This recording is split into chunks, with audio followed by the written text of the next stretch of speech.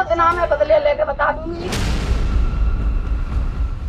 मांग नहीं पूरी हुई तो नहीं, मैं मर्डर करेंगी तो फिर प्रशासन रुके नहीं, शांत बैठूंगी जब तक, पर बदले नहीं छोड़ेंगी। बेइज्जती कर रहे हमारी, तकिया से गला घोट दिया। ये खुल्लम खुल्ला चैलेंज नहीं बल्कि एक ऐलानिया धमकी है। ये धमकी अब प्रशासन के लिए किसी चुनौती से कम नहीं, क्योंकि धमकी उस बदले की है जिसकी पटकथा से लेकर अंजाम तक की कहानी चंबल के इन बीहड़ों में, इन उबड़ खाबड़ भूगोल में, 1980 से 1990 के दशक में डाकुओं के आतंक में, गरजती बंदूकों में, इन धरती में दफन अनगिनत लाशों में, हजारों चीखों में, सिसकती आहों में, रात में धूप अंधेरे में, डाकुओं के अंधा कानून में, हर जगह बिखरी पड़ी हैं। आज हम आपके लिए एक ऐसी ही कहानी लेकर आए हैं जो चंबल के इन बीहड़ों से निकलकर राजस्थान के अजमेर की सेंट्रल जेल में लिखी गई।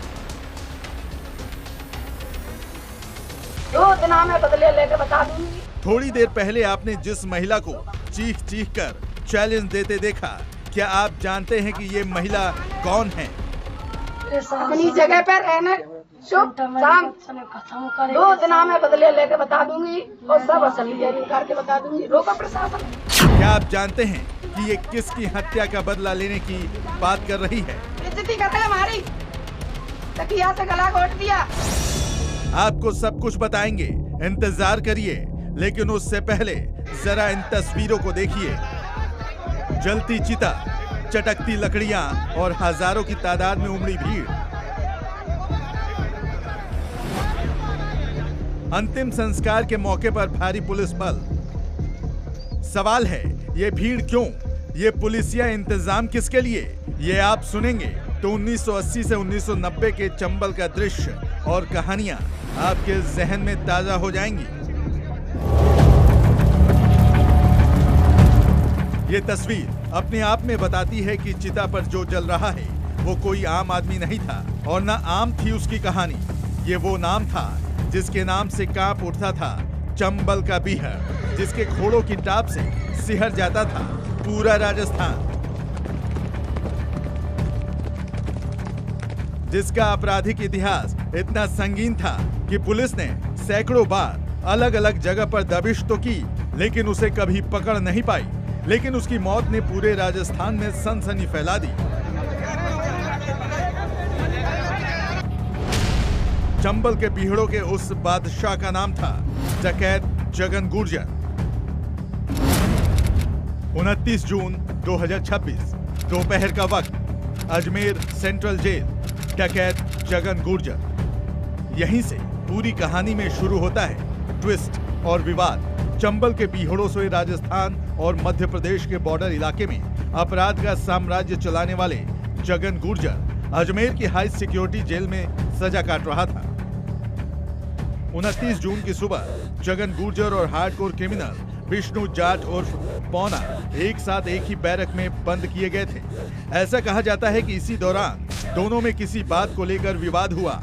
विवाद इतना बढ़ा कि विष्णु जाट उर्फ पौना ने डकैत जगन गुर्जर की गला घोटकर हत्या कर दी। दोपहर 3 बजे सरकारी गार्ड जब बैरक पहुंचे तो इस सनसनीखेज वारदात का खुलासा जमाने भर में हुआ। इसी मोड़ से एक नई अदावत की शुरुआत होती है, या फिर यूं कहा जाए कि यहीं से 1990 के दशक वाला चंबल का आतंक लौटने का दस्तक दे रहा है। इन बिहड़ों में फिर से बंदूकों की गरज अब शुरू हो सकती है। यह ऐसा खूनी खेल हो सकता है जो पुलिस प्रशासन की परेशानियों को बढ़ा सकता है। मिली भगत करवाई गई है, सबने गद्दारी करवाई है, स्थापना भी करवाई गई है, उसमें सब बाड़े वाए सबने की सम्मति थी। कैसे हुए हैं, कोई जानकारी है कुछ आपको? हाँ, ये दुश्मनी रखते थे पहले। अरे आराम से रुको भाई।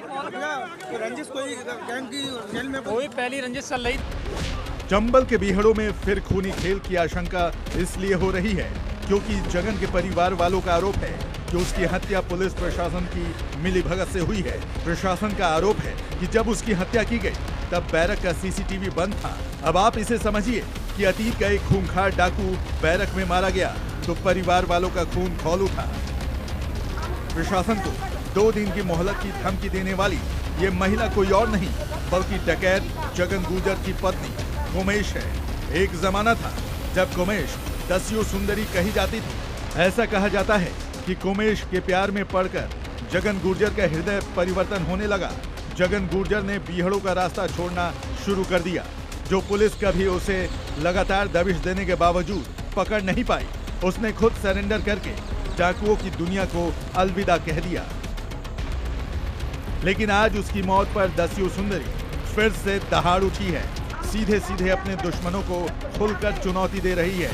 जानकारों का कहना है कि उमेश उस दौर में जो कहती थी वो करती भी थी, इसीलिए तो वो खुद जगन के साथ साथ बीहड़ों में खौफ का दूसरा नाम बन गई थी। पे खड़ी है कि नहीं, यहाँ तुम्हारा बच्चन की कर देंगे और खुद कर लेगी। मांग नहीं पूरी होगी तो नहीं, मैं मर्डर करेंगी तो फिर प्रशासन रुके, प्रशासन रुके। फिर ऐसे में पति को मर्डर रहेगा, प्रशासन कुछ नहीं कर रहा है। गांव में खुद जाते, अब तक घर खुद जाते, और मैं मर्डर कर दूं, मैं बच्चा कर दे किसी का दुश्मन का, तो प्रशासन कुछ नहीं करे। अपनी जगह पर रहने शुभ शाम 2 दिन में बदले लेके बता दूंगी और सब असली करके बता दूंगी। रोका प्रशासन।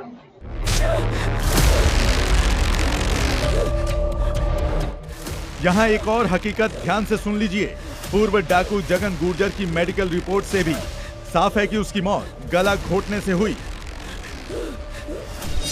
मेडिकल बोर्ड से जुड़े सूत्रों के मुताबिक हत्या का तरीका किसी प्रशिक्षित या बेहद शातिर व्यक्ति की ओर इशारा करता है।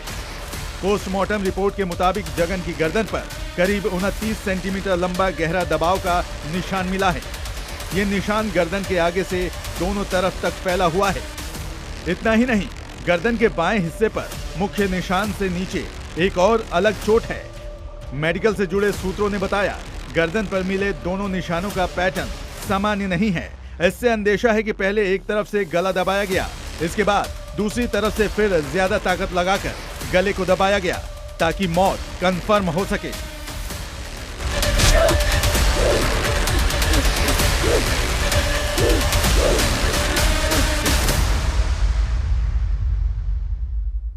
कहा जाता है कि अपराध की दुनिया में पहला कदम सबसे छोटा होता है, लेकिन उसके बाद वापसी सबसे मुश्किल।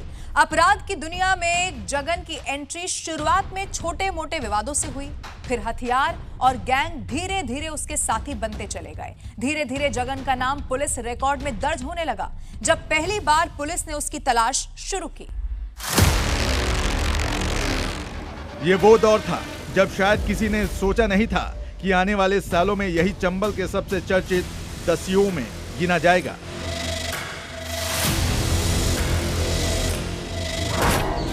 जिसकी चर्चा आज के दौर में भी होगी। आपको ये जानकर भी हैरानी होगी कि जगन के अपराध की दुनिया में एंट्री का किस्सा फिल्मी है।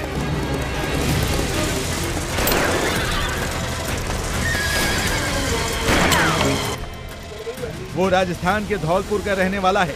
उसका गांव भावुतीपुरा मध्य प्रदेश और राजस्थान के बॉर्डर पर है, चंबल नदी के किनारे। उसके पिता शिवचरण गुर्जर मंदिर में पूजा पाठ कराते थे। परिवार दूध का व्यापार करता था। जगन भी दूध बेचने में परिवार की मदद करता था। एक दिन मंदिर में प्रसाद बांटने को लेकर कुछ विवाद हुआ। मंदिर कमेटी और जगन के पिता के बीच कहासुनी हुई। जगन को पता चला तो उसने कमेटी के लोगों से मारपीट की। फिर पुलिस के पकड़े जाने के डर से जगन गुर्जर चंबल के बीहड़ों में भाग गया। लेकिन कहते हैं ना, बीहड़ों का एक नियम होता है, यहाँ अकेला आदमी ज्यादा दिन जिंदा नहीं रहता। इसीलिए वो अपनी जान बचाने के लिए डकैतों के गिरोह में शामिल हो गया। धीरे धीरे उसका वर्चस्व बढ़ता गया। एक दिन उसने अपना गैंग बनाया। जगन जानता था कि डकैत की सबसे बड़ी ताकत सिर्फ बंदूक नहीं होती, उसका नाम होता है। जब किसी इलाके में लोग बिना देखे सिर्फ नाम सुनकर डरने लगे।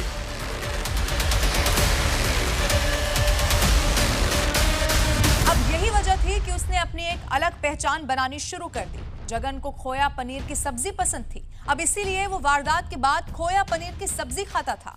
पहले तो लोगों को डकैत जगन गुर्जर की ये आदत बड़ी अजीब लगी, लेकिन धीरे धीरे यही आदत खौफ में तब्दील होने लगी। जैसे जैसे जगन गुर्जर की वारदात बढ़ती गई, वैसे वैसे पुलिस का दबाव भी बढ़ने लगा।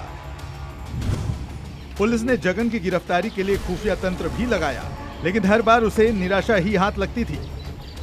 कहा जाता है कि उस वक्त जगन गुर्जर का खुफिया तंत्र पुलिस से कहीं ज्यादा मजबूत और सटीक था। बहुत हालात बदले हुए थे। उस समय डकैतों का आतंक चरम पर था। संचार के साधन नहीं थे, सड़कें नहीं थी, पुलिस का इतना बैकअप भी नहीं मिलता था, और कोई वारदात हो जाती थी तो पुलिस वाले भी रात में जाने से डरते थे, क्योंकि भीड़ों में किधर से गोली आ जाए, कौन हादसे का शिकार हो जाए, ये कहना मुश्किल होता था। दूसरा, डकैत जितने भी थे वो जाति विशेष से संबंधित होते थे, तो जिस जाति के होते उनका जातीय समर्थन भी उन लोगों को होता था। जगन गुर्जर के गुनाहों की सूची तो लंबी है, लेकिन उसकी क्राइम कुंडली में कुछ ऐसे भी गुनाह हैं जो बताते हैं कि वो कितना खतरनाक और सनकी था। साल 1994 में अपराध की दुनिया में एंट्री लेने वाले जगन पर डकैती, रंगदारी और हत्या समेत 100 से ज्यादा मुकदमे दर्ज थे, लेकिन वो अपने बढ़ते रसूख और खौफ में इतना ज्यादा खो गया था कि उसने इतिहास की उस घटना को दोहरा दिया जिसकी वजह से चंबल के बीहड़ों में पैदा हुई थी फूलन देवी। कभी बीड़ी लेने के विवाद में चौराहे पर फायरिंग कर देना, तो कभी टोल नाके पर टोल कर्मियों से भिड़ जाना। छोटी छोटी बात पर सनक जाने वाला जगन जब चाह लेता कि उसे अपने सबसे खूंखार दुश्मन को मौत के घाट उतारना है, तो वो उसे पूरा कर भी देता था। जिसका सबसे बड़ा उदाहरण पूर्व डकैत मोहन गुर्जर की हत्या थी। ये वो दौर था जब मोहन गुर्जर बीहड़ों का बादशाह था, लेकिन रंजिश में जगन गुर्जर ने डकैत मोहन गुर्जर की हत्या कर दी। इसके बाद वो एक बड़े गैंग का न सिर्फ सरगना बन गया, बल्कि बीहड़ों का बादशाह भी बन बैठा। जैसे जैसे दिन बीतता गया, वैसे वैसे जगन गुनाह की दुनिया में तेजी से बढ़ता गया। लेकिन यहीं जगन से होता है एक ऐसा गुनाह जिसने उसकी पूरी जिंदगी पर धब्बा लगा दिया।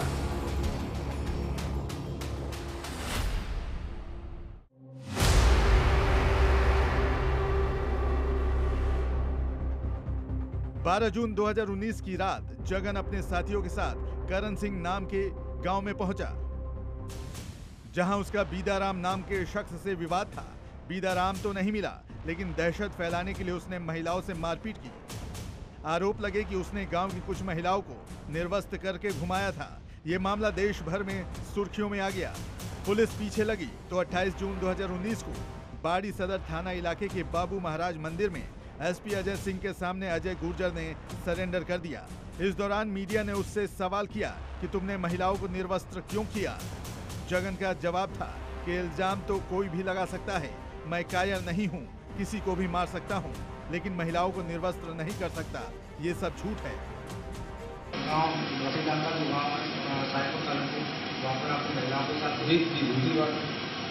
लोगों का कहना है कि आपने उनके साथ मारपीट की। मैं बताऊं, देखो मेरा घर है, मैं कहूँ वो मेरा घर जाएगा। दो काम और बस रहे हैं, उन्होंने जाके पूछ जाएंगे झूठ बात सत्य या झूठ। लेकिन स्थानीय लोगों और पुलिस वालों के मुताबिक उस रात जरूर कुछ हुआ होगा, तभी ये बात सामने आई। 2006 के आसपास ये बेल आउट हो गया और तब तक ये जुडिशियल कस्टडी में रहा।